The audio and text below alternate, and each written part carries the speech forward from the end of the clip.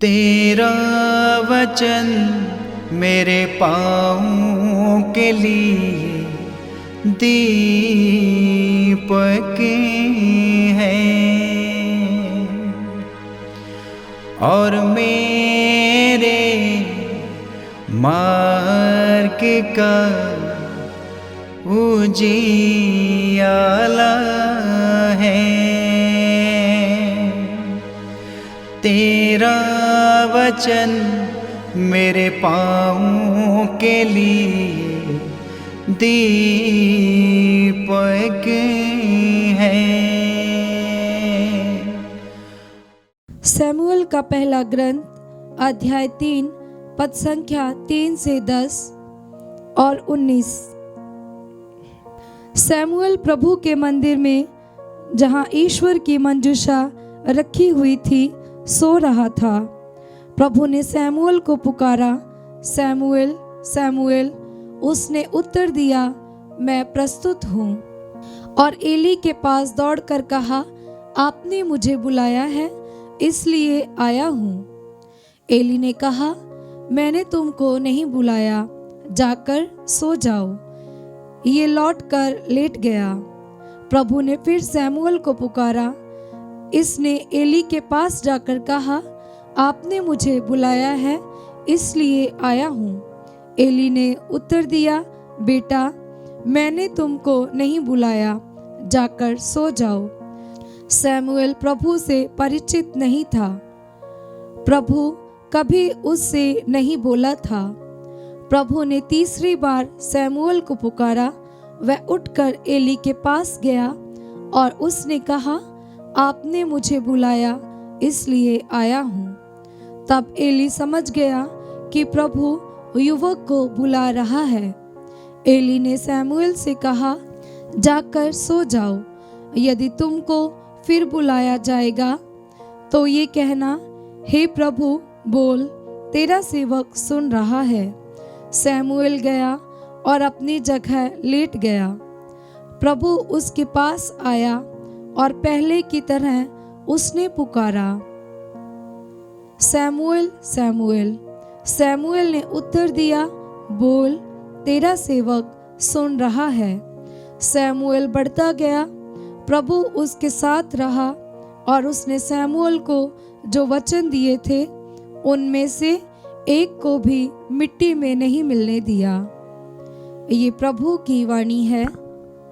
ईश्वर को धन्यवाद। भजन अनुवाक्य। हे प्रभु, मैं तेरी आज्ञाओं का पालन करने आया हूँ। हे प्रभु, मैं तेरी आज्ञाओं का पालन करने आया हूँ। मैं कब से प्रभु पर भरोसा रखता आ रहा हूँ। अभी उसने झुककर मेरी पुकार सुनी है। उसने मुझे एक नया गीत, हमारे ईश्वर का स्तुति गान सिखाया है। अनुवाक्य। हे प्रभु, मैं तेरी आज्ञाओं का पालन करने आया हूँ। तूने ना तो यज्ञ चाहा और ना चढ़ावा, किंतु तूने मुझे सुनने के कान दिए। तूने ना तो होम मांगा और ना बलिदान, इसलिए मैंने कहा, देख, मैं आ रहा हूँ। अनुवाक्य। हे प्रभु, मैं तेरी आज्ञाओं का पालन करने आया हूँ। मुझे धर्म ग्रंथ में ये आदेश दिया गया है कि मैं तेरी आज्ञाओं का पालन करूं। हे मेरे ईश्वर, तेरी इच्छा पूरी करने में मुझे आनंद आता है। तेरा नियम मेरे हृदय में घर कर गया है। अनुवाक्य। हे प्रभु, मैं तेरी आज्ञाओं का पालन करने आया हूँ। मैंने सबों के सामने तेरे न्याय का बखान किया। हे प्रभु, तू जानता है कि मैंने अपना मुंह बंद नहीं रखा। अनुवाक्य। हे प्रभु, मैं तेरी आज्ञाओं का पालन करने आया हूँ। दूसरा पाठ। कुरिन्थियों के नाम संत पौलुस का पहला पत्र अध्याय 6 पद संख्या 13 से 15 तथा 17 से 20 तक। पाठ का मूल संदेश है, आपके शरीर क्रिस्त के अंग हैं। शरीर व्यभिचार के लिए नहीं बल्कि प्रभु के लिए है और प्रभु शरीर के लिए। ईश्वर ने जिस तरह प्रभु को पुनर्जीवित कर दिया उसी तरह वह हम लोगों को भी अपने सामर्थ्य से पुनर्जीवित कर देगा। क्या आप लोग ये नहीं जानते कि आपके शरीर मसीह के अंग हैं? जो अपने को प्रभु से मिला देता है वह उसके साथ एक ही आत्मा बन जाता है। व्यभिचार से दूर रहें। मनुष्य के सब दूसरे पाप उसके शरीर से बाहर हैं, किंतु व्यभिचार करने वाला अपने ही शरीर के विरुद्ध पाप करता है। क्या आप लोग यह नहीं जानते कि आपका शरीर पवित्र आत्मा का मंदिर है? वह आप में निवास करता है और आपको ईश्वर से प्राप्त हुआ है।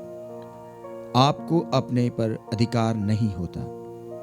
ईश्वर ने ऊंची कीमत पर आपको खरीद लिया है, इसलिए आप लोग अपने शरीर में ईश्वर की महिमा प्रकट करें। यह प्रभु की वाणी है। ईश्वर को धन्यवाद। जय घोष हालेलुया। अनुवाक्य। हालेलुया। हे प्रभु, बोल, तेरा दास सुन रहा है। तेरे ही शब्दों में अनंत जीवन का संदेश है। अनुवाक्य। हालेलुया। संत यूहन्ना के अनुसार पवित्र सुसमाचार अध्याय 1 पद संख्या 35 से 42 तक। यूहन्ना अपने 2 शिष्यों के साथ वहां था। उसने यीशु को गुजरते हुए देखा और कहा, देखो ईश्वर का मेमना। दोनों शिष्य उसकी यह बात सुनकर यीशु के पीछे हो लिए। यीशु ने मुड़कर उन्हें अपने पीछे आते हुए देखा और कहा, क्या चाहते हो?